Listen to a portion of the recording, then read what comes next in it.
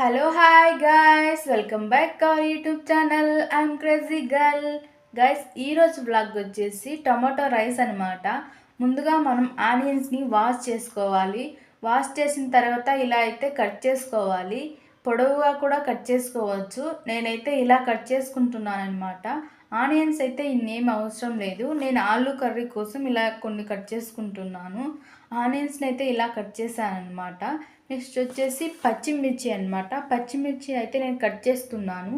పచ్చిమిర్చి ఎక్కువగా వేసుకుంటే బాగుంటుంది. మీరు స్పైసీగా ఎంత తింటారో దాన్ని బట్టి వేసుకోండి. నేనైతే స్పైసీగా తింటాను కాబట్టి ఇలా వేసుకుంటున్నాను అనమాట. ఇలా ఆ పచ్చిమిర్చిని అయితే నేను కట్ చేస్తున్నాను అనమాట. నెక్స్ట్ వచ్చేసి ప్యాన్ ఈటెక్కిన తర్వాత అందులో ఆయిల్ అయితే వేసుకోవాలి. ఆయిల్ ఏమి ఎక్కువగా పట్టదనమాట, రైస్కి కొంచెమే సరిపోతుంది.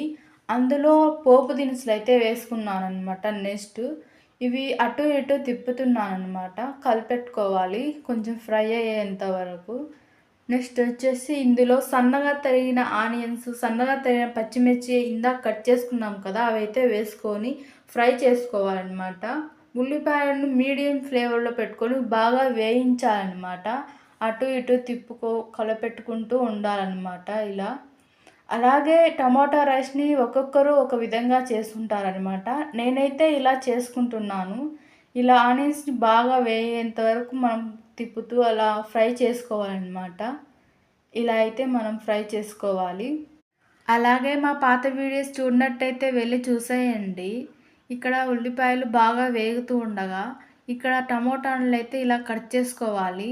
ఈ కట్ చేసుకున్న టమోటాలని మనం ఇప్పుడైతే గ్రైండ్ చేసుకోవాలన్నమాట. ఇలా మనం టమోటాలని గ్రైండ్ చేసుకున్న తర్వాత ఇలా అయితే టమాటో పేస్ట్ అయితే అవుతుంది. ఈ టమాటో పేస్ట్ని ఉల్లిపాయలు బాగా వేగిన తర్వాత ఈ టమాటో పేస్ట్ని అయితే ఇందులో వేయాలన్నమాట.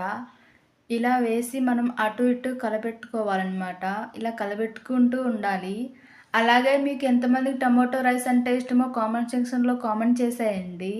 ఇలా మనం కలపెట్టుకుంటూ ఉండాలన్నమాట దీన్ని. నాకు టమాటో రైస్ అంటే చాలా ఇష్టమనమాట. అందుకే నాకు ఎప్పుడు కావాలంటే అప్పుడు చేసుకుంటూ ఉంటాను. అలాగే దీన్ని మధ్య మధ్యలో కలుపుకుంటూ ఉండాలనమాట. లేకపోతే ఇది అడుగంటుతుంది. ఇలా కలబెట్టుకుంటూ ఉండాలి. అందులో వాటర్ ఎగిరేంత వరకు కలబెట్టుకుంటూ ఉండాలనమాట. అలాగే ఇందులో తగినంత పసుపు అయితే వేసుకున్నాను. ఇలా పసుపు వేసుకున్న తర్వాత తగినంత కారం అయితే వేసుకున్నానమాట. వేసుకొని కలపెట్టుకున్నాను అటు ఇటు. నెక్స్ట్ వచ్చేసి ఇందులో కల్లుప్పు అయితే వేసుకున్నాను. సాల్ట్ కంటే కల్లుప్పు వేసుకుంటే చాలా బాగుంటుంది టేస్టీగా. అటు ఇటు అయితే కలబెట్టుకుంటూ ఉన్నానన్నమాట. నెక్స్ట్ ఇందులో అల్లం వెల్లుల్లి పేస్ట్ అయితే వేసుకున్నాను. ఇదైతే నేను ఇంట్లోనే ప్రిపేర్ చేసుకున్నాను టేస్టీగా ఉంటుందని.